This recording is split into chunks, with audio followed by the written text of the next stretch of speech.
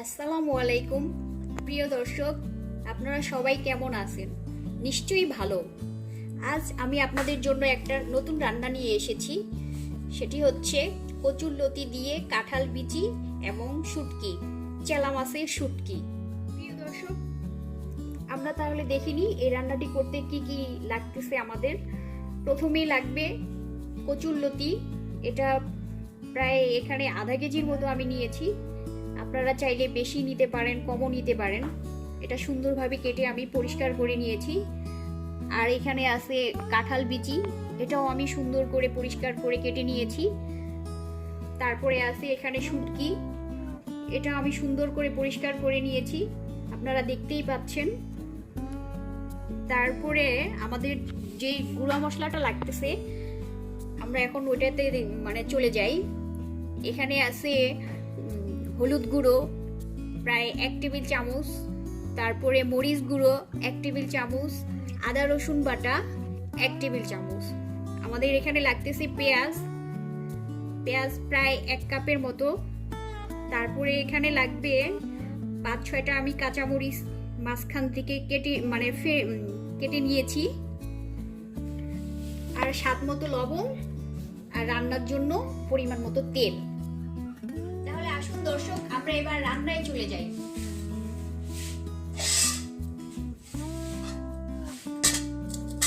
আমি চুলায় একটা কড়াই বসাইলাম। এর মধ্যে আমার কড়াইটা গরম হইতে সময় লাগবে একটু। কড়াইটা গরম হওয়া পর্যন্ত আমি অপেক্ষা করতেছি।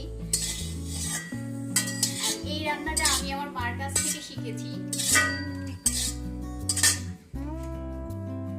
কড়াইটা গরম হয়ে গেছে। আমি এখানে পরিমাণ মতো তেল ঢেলে দিলাম।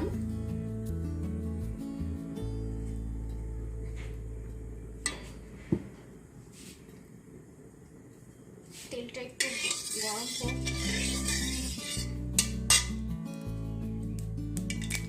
আমি এখানে পেঁয়াজ দিয়ে দিলাম।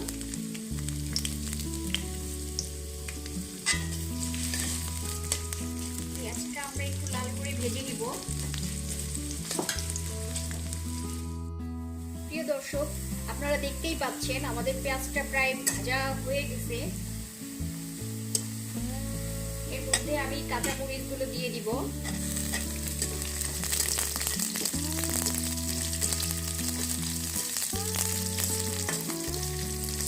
এরপর আমি এখানে শুটকিগুলো দিয়ে দিব, কারণ শুটকিগুলো এখানে দেওয়ার মানে হচ্ছে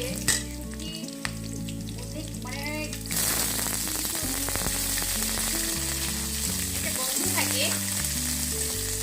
তেলের মধ্যে যদি ভাজা হয় তাহলে সেই গন্ধটা আর থাকে না। আমি ভালো করে ভেজে নিচ্ছি।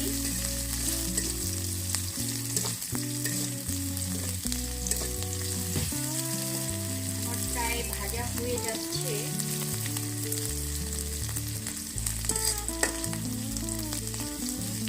এরপর আমি গুঁড়ো মশলাগুলো অ্যাড করব।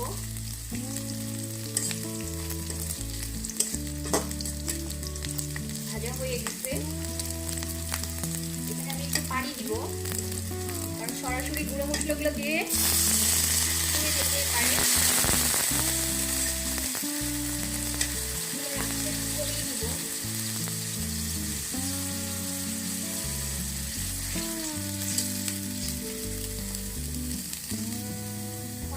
আমি মশলাগুলো দিব। আমি এখানে হলুদ গুঁড়োটা দিয়ে দিলাম,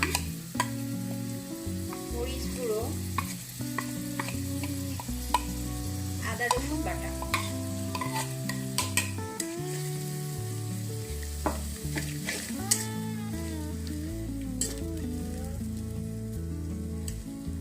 আর স্বাদ মতো লবণ।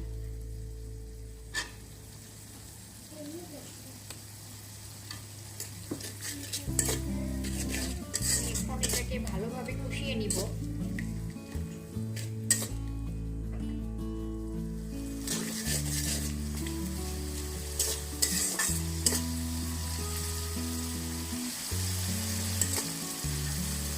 তেলটা উপরে উঠে গেলে মনে করবেন যে এটা কষানো হয়ে গেছে।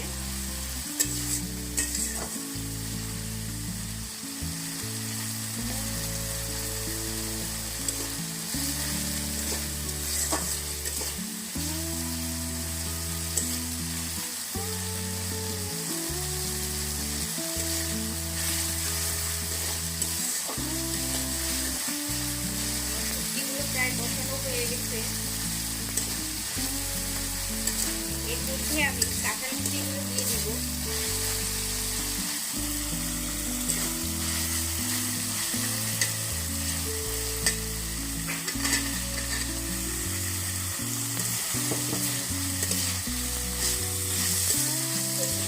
আমি একটু পরে দিব, কারণ কচুরলতি সিদ্ধ হতে বেশি সময় লাগে না।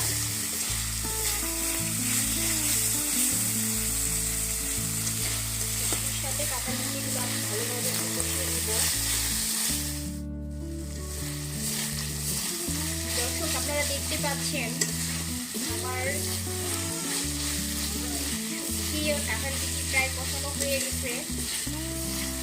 কালারটা দেখতেছেন কি সুন্দর হয়েছে। এর মধ্যে আমি এখন কচুরলতিগুলো দিয়ে দিব।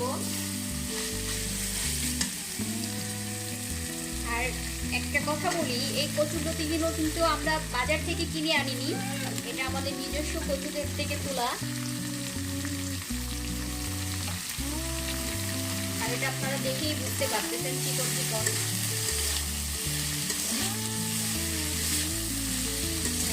সবগুলো আমি একসাথে ভালোভাবে মিশিয়ে নিব।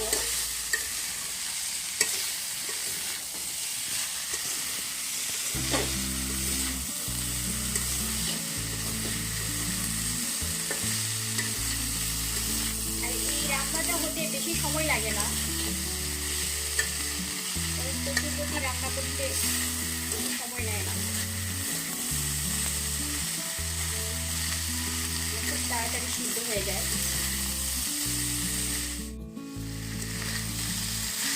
প্রিয় দর্শক, দেখুন আমার তরকারিটি দেখতে কত সুন্দর হয়েছে। আমি প্রায় 5 থেকে 6 মিনিটের মতো এভাবে তরকারিটি কষিয়ে নিলাম। এখন আমি এর মধ্যে পানি অ্যাড করব। পানি অল্প পরিমাণে দিলেই হবে। আমি তো আগেই বলেছি কচুরলতি রান্না করতে বেশি সময় লাগে না, তো বেশি পানি দেওয়ার প্রয়োজন হয় না। আমি এখন এর মধ্যে পানি দিয়ে দিব।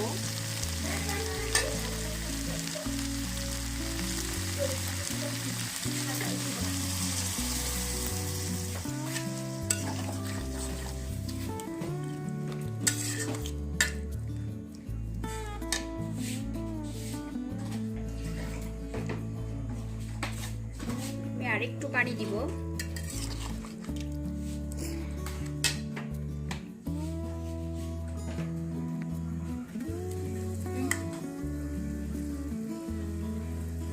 এখন আমি একটি ঢাকনা দিয়ে ঢেকে দিব। বলক না আসা পর্যন্ত এভাবেই তরকারিটি জাল হতে থাকবে।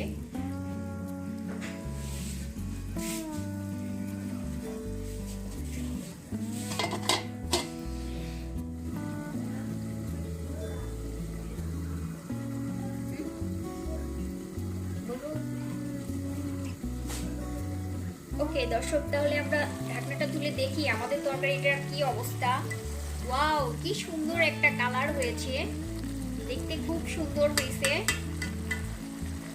ঝোলটা নিচের দিকে প্রায় চলে গেছে। এর মধ্যে আমরা লবণটা চেক করে নিব। দর্শক, আমার তরকারিতে ঝাল লবণ সবই ঠিক আছে, লবণ দেওয়ার আর দরকার নেই। এখন আমি এটাকে আর 5 মিনিটের মতো জাল করব। এই 5 মিনিটের মধ্যে ঝোলটা পুরো শুকিয়ে যাবে, আর শুকিয়ে গেলেই আমার তরকারিটা পুরো কমপ্লিট।